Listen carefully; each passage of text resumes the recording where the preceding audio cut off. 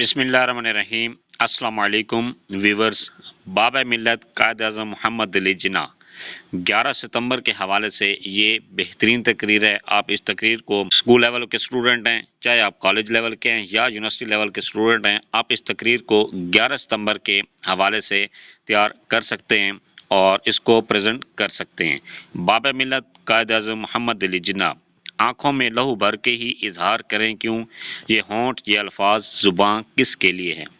सदर अली वक़ार, हाज़रीन मुहतशम, वो ज़ाम में मिल्लत मुजाहिद बुत शिकन जिन्हें आज आलम इस्लाम कायद आज़म के नाम से याद करता है, 25 दिसंबर 1876 को कराची के एक मुअज़्ज़ज़ घराने में पैदा हुए।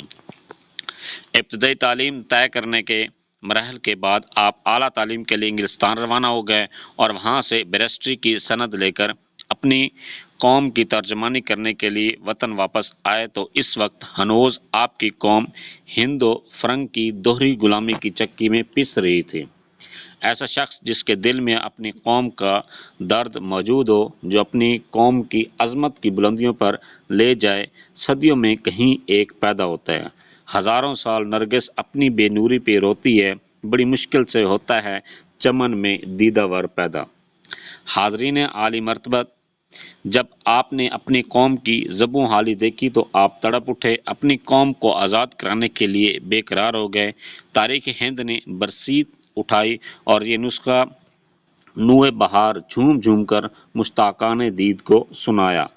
वो बुत शिकन जिहाद के मैदान में आ गया, तूफ़ान तंद व तेज़ बियाबां में आ गया। तारीख जिसको ढूंढती फिरती थी कू बकू, चल कर वो आप बज़्म मुहब्बा में आ गया। आज़ादी और जिहाद की कहता हुआ आज़ां मस्जिद में आ गया, वो शब्स्तां में आ गया। वो आ गया, वो आ गया था जिसका इंतज़ार अब्र बहार अपने गुलिस्तान में आ गया। कायद आज़म आए और इस शान से आए कि उन्होंने सियासत के बड़े बड़े जागाज दरी पहलवानों को चारों शाने चित गिरा दिया। उठे तो इस तरह उठे कि हिंदू की शातिराना चालें इनके आगे नाक रगड़ती हुई दिखाई देने लगीं। बढ़े तो इस तरह बढ़े कि अंग्रेज़ की सारी अयारियाँ इनके तदब्बर के आगे सजदा नियाज बिछाने पर मजबूर हो गईं। सदर महफिल, मेहमानान ज़ी वक़ार और हाज़रीन लातबार, इस शहबाज सियासत ने जब गौर व फिक्र के हमाला पर खड़े होकर हिंदुस्तान की के मतलब पर नज़र डाली तो इसे मालूम हो गया कि गिरगिस व जाग व जगन मुसलमानों का गोश्त नोच नोच कर खाने और इसकी हड्डियां तक चबाने के मंसूबे बना रहे हैं। बगल में छुरी और मुंह में राम राम का मामला है, यानी राम राज के क़याम की तदबीरें हो रही हैं और कहा जा रहा है सब हिंदी हैं। भाई भाई बर हिचरिया और विद्या मंदिर की स्कीमें परवान चढ़ रही हैं और फरमाया जा रहा है कि हम मज़हब से बेनियाज होकर हिंदुस्तान की आज़ादी की कोशिश कर रहे हैं।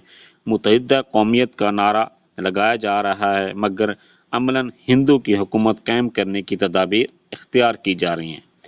अरबाब इल्म दानिश मुसलमान की इब्तदाई ग़ुलामी के जाल बुने जा रहे थे और बढ़िया हाँकी जा रही थी कि हम हिंदू, मुसलमान, सिख और ईसाई सब की रिहाई के लिए अंग्रेज़ का जाल तोड़ने में मसरूफ़ हैं। हालात ये थे कि यकयक हिंदुस्तान के घटटोप अंधेरे में रात आसा सदा गूंजी, जिसने हिंदू और अंग्रेज़ दोनों को भौंचका कर दिया। आवाज़ क्या थी? सूर इसराफील था, जिसने दोनों दुश्मनों को परेशान हाल और आशिफ्ता बाल कर दिया। यह आवाज़ कायद आज़म मोहम्मद अली जिन्ना की आवाज़ थी। आपने बिबाबंग दहल कहा कि हिंदुस्तान में 10 करोड़ इंसानों में मुश्तमिल एक ऐसी कौम भी आबाद है जो किसी सूरत भी हिंदू के साथ इत्तेहाद नहीं कर सकती, क्योंकि इसका दीन व ईमान, किबला व काबा, रसूल व हादी, तहजीब व तमद्दुन, माशरत व सकाफ़त और मकसद ज़िंदगी हिंदू से जुदा हैं। इसलिए दोनों की राहें भी अलग-अलग हैं। एक की राह काबा को जाती है और दूसरे की हरद्वार को। अब अलग अलग रास्ते के राही एक दूसरे के हमराही में कैसे चल सकते हैं? लिहाजा मुसलमान के लिए एक अलग खित्ता ज़मीन दरकार है, जहाँ वो अपने दीन व ईमान को परवान चढ़ा सके और अपनी तहजीब व सकाफ़त को गुलबदार देख सके। सदर अली सिफ़ात, मेहमानान ज़ीशान और हाज़रीन फ़ैज़ इंतसाब, ہندو یہ آواز سن کر بھونچکا رہ گیا، کیونکہ یہ آواز اس کی پکی پکائی کھیر کو دلیا بنانے اور اس کے تمام سازشی منصوبوں کو خاک میں ملانے والی تھی۔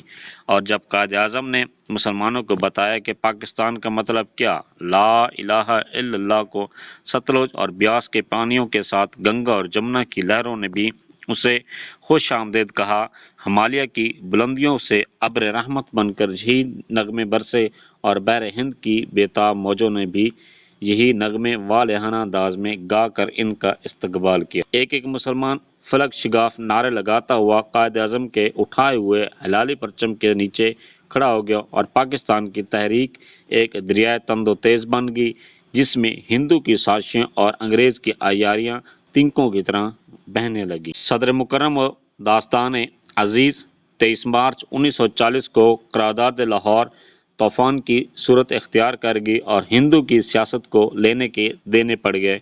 چنانچہ قائد اعظم کی قیادت میں یہ قافلہ برق رفتاری سے آگے بڑھتا چلا گیا اور اس نے 7 سال کے قلیل عرصے میں انگریز اور ہندو کے سینے پر مونگ دلتے ہوئے پاکستان کا وہ خطہ جہاں لا الہ الا اللہ محمد رسول اللہ کے مستانہ نعرے گونجتے ہیں حاصل کر لیا۔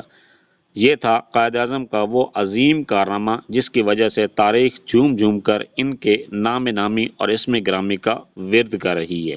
صاحبان بصیرت آج قائد اعظم ہم میں موجود نہیں ہیں، مگر ان کا ایمان افروز پیغام، اتحاد، یقین اور ایمان آج بھی موجود ہے اور ہم اس کو حرز جاں بنا کر پاکستان کو ایک ناقابل تسخیر مملکت بنا سکتے ہیں۔ والسلام، تھینکس فار واچنگ۔ اگر ویڈیو اچھی لگی ہے چینل کو سبسکرائب کر دیں، لائک اینڈ شیئر۔